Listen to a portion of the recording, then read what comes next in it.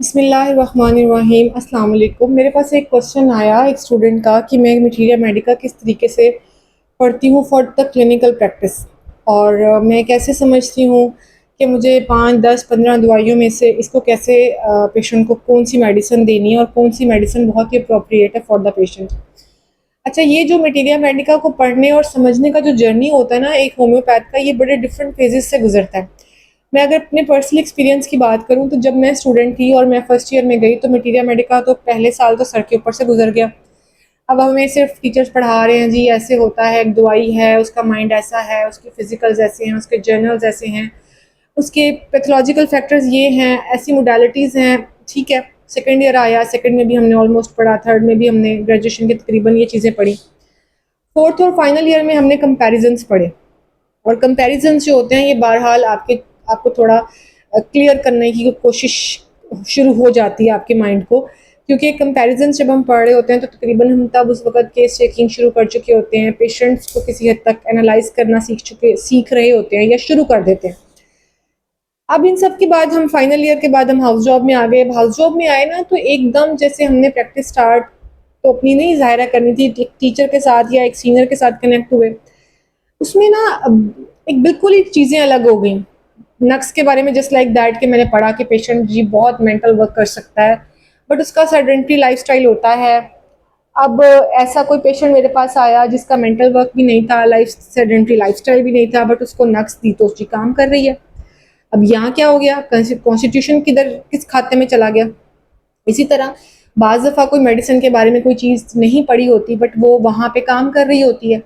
तो बड़े multiple experiences और मल्टीपल डॉक्टर्स और उनकी रिसर्चेस के बाद या उनके साथ टाइम गुजारने के बाद फिर मैंने एक अपना वे बनाया कि मुझे किस तरीके से मटीरियल मेडिका को समझना है। और वो डेफिनेटली जो मैंने फर्स्ट डे बनाया या फर्स्ट डे जिस पैटर्न को फॉलो किया, आज मैं उस पैटर्न पे भी मैं खुद भी नहीं हूँ, क्योंकि मैंने उसको भी फिर हाईलाइट करती गई कि कहाँ पे डेफिशिएंसीज हैं, कहाँ मुझे अपने आप को अपग्रेड करना है, कौन सी मेडिसिन को किस मटीरियल मेडिका के थ्रू अपग्रेड करना है।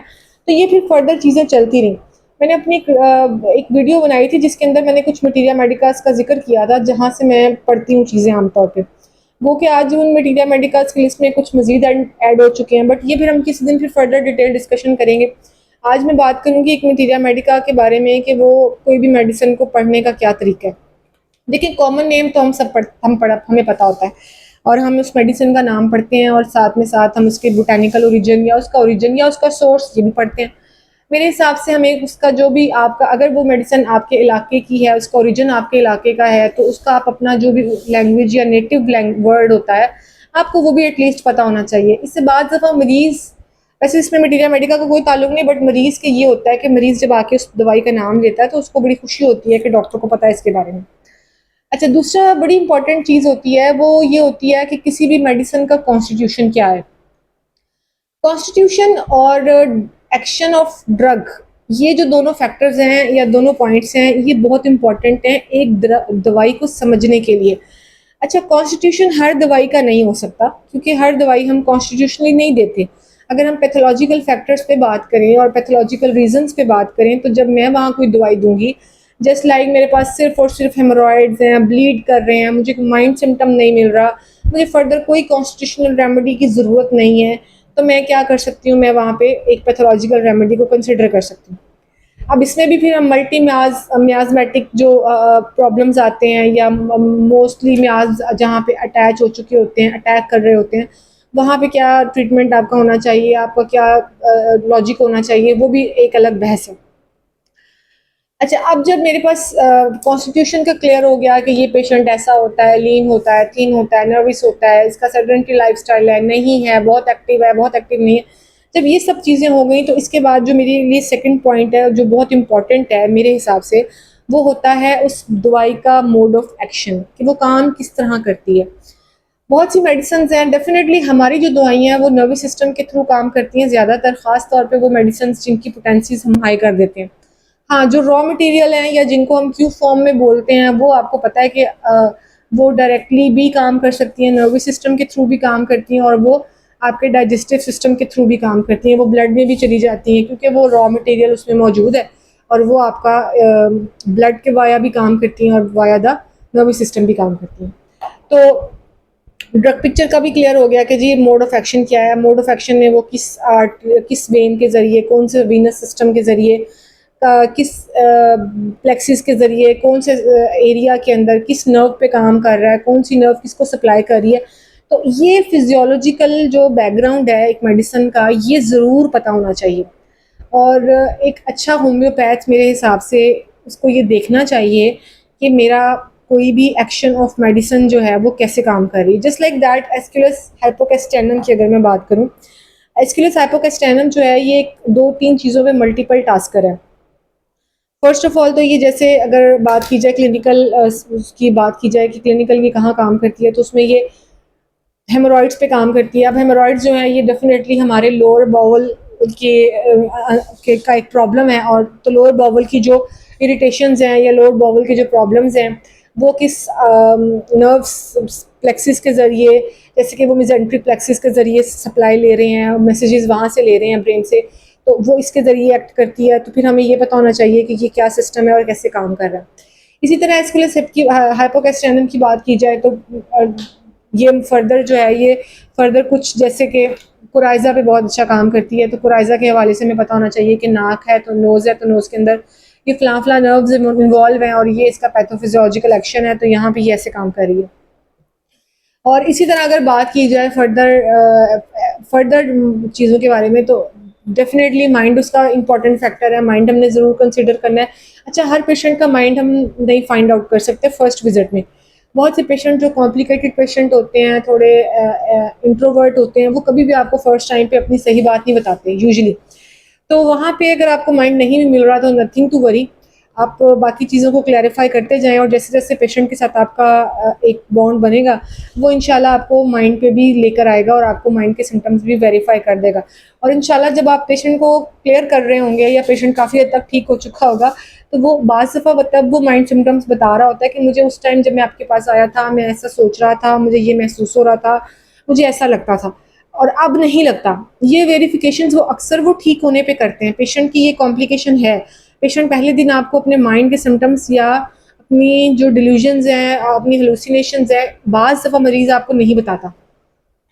अच्छा, इसके बाद अगर बात की जाए किसी भी मेडिसिन में कि नेक्स्ट क्या पढ़ना है, तो वो उसकी जनरैलिटीज़ हैं। जनरैलिटीज़ के अंदर हम वो सब चीज़ें पढ़ते हैं।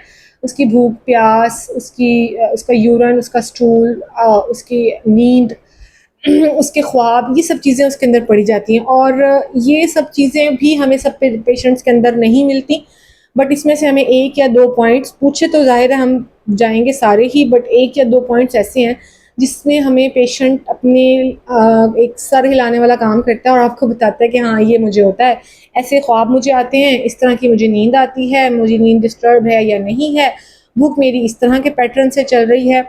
और भूख पे मैंने एक बनाया भी था निबलिंग को लेकर, एक मेरी छोटी सी वीडियो है भी मेरे चैनल पे, अगर आप देखना चाहें तो वो निबलिंग जैसे केसेस भी मेरे पास आए कि वो उसने बाकायदा मुझे अपने भूख का पैटर्न समझाया, इतना स्पेसिफिक मुझे कभी किसी ने अपनी भूख नहीं समझाई, तो मेरे लिए वो भी एक नई बात थी। अच्छा, उसके बाद अगर बात की जाए स्टूल की और यूरिन की। अच्छा, स्टूल के यूरिन के कुछ ऐसे स्टैंडर्ड्स हैं जिनको हमें बहरहाल ख्याल रखना पड़ता है। जस्ट लाइक दैट कि स्टूल अगर कॉन्स्टिपेटेड पेशेंट है तो किस तरह की कॉन्स्टिपेशन है, उसका स्टूल कैसा है। और इसके लिए मैं एक अक्सर स्टूडेंट्स को बताती हूँ कि ब्रिस्टल स्टूल चार्ट होता है। ब्रिस्टल स्टूल चार्ट के अंदर उसने आपके स्टूल को 7 स्टेजेस में या 7 डिफरेंट तरह की कैटेगरीज में डिवाइड किया है। और जब आपके पास पेशेंट आता है और सम टाइम पेशेंट आपको समझा नहीं सक रहा होता कि उसका स्टूल कैसा है, तो वो क्या करता है कि आपको क्या करना चाहिए कि आपको वो स्टूल के लिए वो चार्ट इस्तेमाल करना चाहिए। उससे पेशेंट आपको बता सकता है कि वो कौन से ग्रेड में आ रहा है, तो फिर आपको काफ़ी हद तक समझ आ सकती है। ये मैं आपको बता रही हूँ अर्ली प्रैक्टिशनर्स की बेस पे कि जो अर्ली प्रैक्टिशनर्स हैं वो क्या करें। इसी तरह यूरिन की बात है तो यूरिन के भी जो जर्नैलिटीज़ हैं वो आप ले लें। जो नॉर्मल यूरिन के जो साइंस होते हैं उनसे अगर कुछ भी डिफरेंट मिल रहा है तो उसको नोटिफाई कर लें, आप उसको नोटिस करें, अपनी केस टेकिंग में लिख लें। जब कभी आप केस मेडिसिन पे काम करें, आप उस पे काम शुरू कर दें, और जो चीज़ें रिलीफ आपको मिलना शुरू हो जाए और जो चीज़ें आपकी ठीक नहीं हो रही, उसके अकॉर्डिंग यूरिन को फिर फर्दर इन्वेस्टिगेट करते जाएँ। अच्छा, इसके बाद बहुत इंपॉर्टेंट एक फैक्टर हो रहा है, दैट इज़ द स्लीप। अब नींद को मैं क्यों इंपॉर्टेंस देती हूँ, क्योंकि नींद एक ऐसा इशू है कि अगर मैंने आज रात की नींद पूरी कर ली है तो मैं सुबह बहुत फ्रेश उठूँगी, ठीक है, ये डेली बेसिस की डोज की तरह है। और अगर मेरी आज की नींद पूरी नहीं हुई और 2 दिन हो गए हैं, 3 दिन हो गए हैं, मैं सो नहीं पा रही, सो के दोबारा उठ जाती हूँ तो दोबारा नहीं सो पाती, आधी रात को आँख खुल जाती है, तो ये वो सब फैक्टर्स हैं जो मेरी सेहत को डिस्टर्ब कर सकते हैं, जो पेशेंट को परेशान कर सकते हैं और उस वक़्त डिज़ीज़ की स्टेट में उसको एग्रावेशंस भी दे सकते हैं। अगर आप उसकी नींद को ही किसी हद तक मैनेज कर लें, अगर उसकी कॉन्स्टिट्यूशनल रेमेडी आपको मिल जाए, तो नींद खुद ब खुद उस पेशेंट की बेहतर हो जाती है, जिससे वो इंसान सो सकता है। अच्छा, तीसरी एक और बड़ी इंपॉर्टेंट चीज़ होती है, वो होती है किसी भी पेशेंट की मोडालिटीज़। अब मैं आपको एक बात बता दूं कि मैंने यहाँ पे प्रेजेंट कंप्लेंट्स का जिक्र अभी इतना खास नहीं किया, क्योंकि प्रेजेंट कंप्लेंट्स तो वो कंप्लेंट्स हैं जो पेशेंट बता रहा है आपको आके। वो 10-12 बातें तो उसने रोला डाल देना है, उसका वो रोला डालेगा आपके पास, लेकिन उसके बाद जो आपकी फर्दर इन्वेस्टिगेशन है, उसकी सिम्टम्स को क्रॉस चेक करने का तरीका है, वो भी बहरहाल आपके लिए बहुत इंपॉर्टेंट है और वो बहुत ज़रूरी है कि आपको कैसे करना है। तो मोडालिटीज़ बहुत ज़रूरी होता है क्रॉस चेक करने के लिए। मोडालिटीज़ में आपने एग्रावेशन भी लेने हैं, मैलोरेशन भी लेने हैं। आप हर सिम्टम के भी सजेशन मेरा ये है कि आप उसके तकरीबन हर लीडिंग सिम्टम के मोडालिटीज़ निकालें। जनरल मोडालिटीज़ निकालना एक अलग बात है। कॉन्स्टिट्यूशनली वो पेशेंट चिल है या हॉट है, ये भी पता चल जाता है। कॉन्स्टिट्यूशनली वो पेशेंट वेदर्स को कैसे रिस्पॉन्ड करता है, ये भी पता चल जाता है। कॉन्स्टिट्यूशनली अब कुछ लोग हैं जिन्हें सर्दियाँ बहुत अच्छी लगती हैं, सर्दियों को बहुत लाइक करते हैं, लेकिन सर्दियों में उनके सिम्टम्स एग्रावेट कर सकते हैं। अब एग्रावेशन भी किसी एक ख़ास सिस्टम पे जाके हो सकता है। कुछ चीज़ें ऐसी हैं कि जी गर्मी मुझे पसंद तो नहीं है, लेकिन मैं गर्मी में बिल्कुल हेल्दी हूँ, ये चीज़ें भी सामने देखने में आती हैं। अब उसको पसंद नहीं है, वो लाइक नहीं करता गर्मी को, बट वो गर्मी से बेहतर रहता है, उसको गर्मी अच्छी तो नहीं लगती, बट ये है कि वो गर्मी से उसके सिम्टम्स किसी हद तक अमेलोरेट करते हैं। ये सारे फैक्टर्स भी आपने इंडिविजुअल सिम्टम्स की बेस पे, ख़ास तौर पे जो उसकी लीडिंग सिम्टम्स हैं या उसकी जो प्रेजेंट कंप्लेंट्स हैं, उनके ज़रूर फाइंड आउट करें।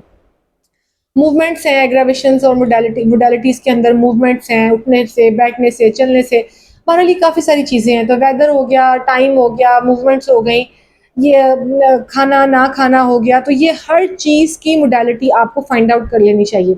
पिछले जितने भी यूनिट्स का मैंने ज़िक्र किया, इन सब के अंदर मोडालिटीज़ के फैक्टर को लाज़मी साथ-साथ अपने क्लियर करते जाएँ। अच्छा, अब एक बड़ा इम्पोर्टेंट फैक्टर है जो कि आपको पता होना चाहिए जब आपके पास कोई सिलेक्शन ऑफ रेमेडी हो करनी है, तो अब आपके पास वो 5, 7, 10, 15 दवाइयाँ, आपके पास एक चेकलिस्ट होनी चाहिए कि यार इन दवाइयों के अंदर मेरे पास ये पेशेंट आ सकता है, बट हम कंफर्म नहीं कर रहे। मैं हमेशा एक बात कहती हूँ, जब तक केस को रिपर्टराइज ना कर लें, आप कभी भी पेशेंट की दवाई फाइनलाइज मत करें, क्योंकि अगर आप अर्ली प्रैक्टिशनर हैं तो माइट बी पॉसिबल आप ऐसी कोई चीज़ स्किप कर जाएं जो आपकी मेडिसिन की सिलेक्शन में ज़रूरी थी। विदाउट रिपर्टरी आप वो चीज़ को मिस कर देंगे और आपकी मेडिसिन या तो वक्ती काम करेगी या पेशेंट को रिलीफ नहीं देगी। तो ऐसी सूरत में बेहतरीन ऑप्शन ये है कि आप जाएं, अपनी रिपर्टरी खोलें और आप अपनी रिपर्टरी पे ग्रिप बनाएं। अब एक मेडिसिन मैंने जैसे पढ़ते जा रही हूँ, तो मैंने कौन सा तरीका ऐसा पकड़ा है कि कौन सा तरीका ऐसा यूज़ किया है जिसमें मैं मेडिसिन के साथ रिपर्टरी भी करूँगी। मैं कभी भी जब कोई मेडिसिन पढ़ लेती हूँ तो मैं उसकी रिपर्टरी पे जाके ज़रूर देखती हूँ, और रिपर्टरी पे देखने का मेरा तरीका ही होता है कि मैं कुल जो भी उसकी क्लिनिकल एप्लीकेशंस हैं, मसलन वो कॉन्स्टिपेशन का पेशेंट है, इंसोम्निया का पेशेंट है, इंडाइजेशन का पेशेंट है, वो उसके सर में दर्द है, तो मैं उन सिस्टम्स में जाऊँगी, रूब्रिक्स ढूँढूँगी और उसके साथ रूब्रिक्स ढूँढूँगी और फिर फर्दर उस पे काम शुरू करूँगी। अच्छा, अब जब मैं रिपर्टरी पे जाती हूँ, बिलफर्ज़ अगर मैं एसक्यूएलएस की ही बात करूँ, तो एसक्यूएलएस के अंदर जो एक मेन लीडिंग क्लिनिकल पिक्चर है, वो होती है हेमरॉइड्स की। अब हेमरॉइड्स ऐसी चीज़ है जो आपको कोई 100-50 दवाइयाँ आपको बोरी के अंदर से मिल जाएँगी। फिर उसके बाद आपको फर्दर कुछ सब रूब्रिक्स निकालने पड़ेंगे। अब जब मैं रिपर्टरी पे जाती हूँ तो मैं वहाँ क्या करती हूँ, फर्स्ट ऑफ ऑल तो ये मैं उसकी हेमरॉइड्स को जाके एब्डोमेन में देखूंगी। एब्डोमेन का सब रूब्रिक है हेमरॉइड्स या पाइल्स। उसके बाद मैं उसके सब रूब्रिक्स देखूंगी कि किस किस चीज़ से हेमरॉइड्स क्या क्या कर रहे हैं, कौन कौन सी चीज़ें हैं जिसकी वजह से वो हेमरॉइड्स डिस्टर्ब हो रहे हैं या वो बेहतर हो रहे हैं। उनकी करेक्टरिस्टिक्स क्या है, मसलन वो ब्लाइंड हैं, वो ब्लीड कर रहे हैं, नहीं कर रहे हैं, उनमें बर्निंग है, नहीं है, एनएस या रेक्टम के अंदर जो फीलिंग्स हैं वो किस किस्म की है, इचिंग है, नहीं है, इसके अलावा किसी तरह की फर्दर सिक्रीशन, कोई म्यूकस, कोई इस किस्म की चीज़ तो नहीं आ रही, वो क्रॉस चेक किया जाएगा। अच्छा, इसके बाद जब ये सब रूब्रिक भी मैंने अपनी क्लियर कर ली, और अच्छा, सब रूब्रिक्स जो होती है ना, ये हमेशा केस टेकिंग को इम्प्रूव ही करती हैं। और मुझे जब मैं केस टेकिंग करती हूँ ख़ास तौर पे, तो मैं अपनी सब रूब्रिक्स को ओपन कर लेती हूँ, और करके तो मैं उसको ज़रूर कंसिडर करती हूँ, और मुझे जो जो एरियाज़ पे पेशेंट के लगते हैं कि ये एरियाज़ पे पेशेंट का कोई सिम्टम मौजूद हो सकता है, तो मैं उन सब रूब्रिक्स को कंफर्म करती रहती हूँ, और इस तरह से मैं अपनी मेडिसिन के करीब होती हूँ। अच्छा, इसमें बहुत इंपॉर्टेंट फैक्टर होता है, अगला जो मेरा रिपर्टरी के अंदर वो होता है, मैं ढूंढने की कोशिश करती हूँ कंकॉमिटेंट्स। कंकॉमिटेंट्स ऐसे ऐसे सिम्टम्स होते हैं जो मेन लीडिंग सिम्टम्स के साथ पैदा हो रहे होते हैं, बट वो सिस्टम के नहीं होते। मसलन अब हेमोरॉइड्स है, तो हेमोरॉइड्स का पेशेंट जो है वो कह रहा है कि मुझे हेमोरॉइड्स तो हैं, पर मुझे साथ नाक से ब्लीडिंग शुरू हो गई है। अब नाक is the different system, hemorrhoids is a different system, तो डेफिनेटली अब नोज के चैप्टर में जाके या मैं उसके कंकॉमिटेंट्स में जाके एपिस्टेक्सिस को देखूंगी, और फिर मैं अपनी मेडिसिन कंफर्म करूंगी। इसी तरह बाज़ दफ़ा हेमोरॉइड्स के पेशेंट में साथ वो पेशेंट बताता है कि मुझे ब्लड प्रेशर का कोई कंप्लेन आ रहा है, वो बता सकता है कि मेरे हार्ट की कोई कंप्लेन स्टार्ट हो गए, वो बता सकता है कि मुझे किसी तरह के पेट में दर्द हो रहा है, वो एक डिफरेंट सिस्टम की डिफरेंट सिम्टम बता सकता है कि मुझे ऐसा होता है तो ही ऐसा होता है। तो वो उसके साथ कनेक्टेड आपको जो एक डिफरेंट सिस्टम की सिम्टम देगा, उन्हें हम कंकॉमिटेंट्स कहते हैं। और बोरिक की बहुत अच्छी बात ये है कि आपको जब रूब्रिक मिलता है तो उसके अंदर सब रूब्रिक नीचे मिलता है, तो साथ ही वो आपको, अगर उसके कंकॉमिटेंट्स बोरिक के पास हैं, तो साथ ही वो आपको कंकॉमिटेंट्स का भी यूनिट दे देता है। आप जाएं उसमें से अपने कंकॉमिटेंट को ढूंढें, और ढूंढ के तो आप क्लियर करने की कोशिश करें कि अगर आपको कंकॉमिटेंट मिल जाता है तो बहुत अच्छी बात है। ये इतनी हेल्पफुल चीज़ है प्रैक्टिकली, कंकॉमिटेंट्स इतनी ज़्यादा हेल्प करते हैं कि जब मुझे किसी भी मेडिसिन का कंकॉमिटेंट मिलता है और मुझे मेडिसिन श्योर होना शुरू हो जाती है, तो आप देखें कि मैं अक्सर ऐसा करती हूँ कि मैं कंकॉमिटेंट्स की बेस पे मेडिसिन सेलेक्ट कर लेती हूँ। अब उसको फाइनलाइज करने की बात आ गई, क्योंकि मैंने 2 या 3 मेडिसिन सेलेक्ट कर ली हैं अब तक, या 2 की हैं या 3 मैक्सिमम कर ली हैं। तो अब मैंने कंकॉमिटेंट देखा है, तो वो 2-3 में से भी मेरे पास 2 बच जाएँगी या 1 बच जाएगी। फिर उसकी कॉन्फर्मेशन है। कॉन्फर्मेशन का तरीका सीधा-सीधा ये है कि आप रिपर्टरी के अंदर ही मोडालिटीज़ को फाइंड आउट करें, मोडालिटीज़ क्लियर करें। अगर आपका पेशेंट जो भी मोडालिटीज़ दे रहा है, एग्रावेशंस दे रहा है, जो अमेलोरेशंस दे रहा है, मसलन जैसे कि अगर एस्कुलस हाइपोकेस्टेनम की बात करें, तो वो कहता है कि पेशेंट जब आफ्टर स्टूल जब वो आता है वॉशरूम से बाहर, तो उसको कई तरह के एग्रावेशंस आते हैं। बर्निंग की सेंसेशंस अक्सर इन लोगों को होती है, पेनफुल सेंसेशन भी होती है स्टूल पास करने के बाद, क्योंकि अगर ये कॉन्स्टिपेटेड स्टूल है तो वो पेनफुल हो सकता है। और ब्लीड अगर कर गया स्टूल के साथ, ब्लड निकल आया है, तो फिर डेफिनेटली उसमें बर्निंग भी हो सकती है, पेन भी हो सकती है। इसके अलावा इसी तरह जो ख़वातीन मीनोपॉज़ में आ जाती हैं, उनके साथ भी ये होता है कि जब उनको हेमोरॉइड्स होते हैं, तो मीनोपॉज़ का फ़ेज़ जब उनका चल रहा होता है, तो उसके साथ-साथ भी हेमोरॉइड्स उनके चल रहे होते हैं। तो वो एक मीनोपॉज़ की वजह से हेमोरॉइड्स हो जाएँ, या हेमोरॉइड्स जब हुए हों और मीनोपॉज़ के सिम्पटम्स भी एग्रावेट कर रहे हों, तब भी हम एस्कुलस हाइपोकेस्टेनम के बारे में सोच सकते हैं।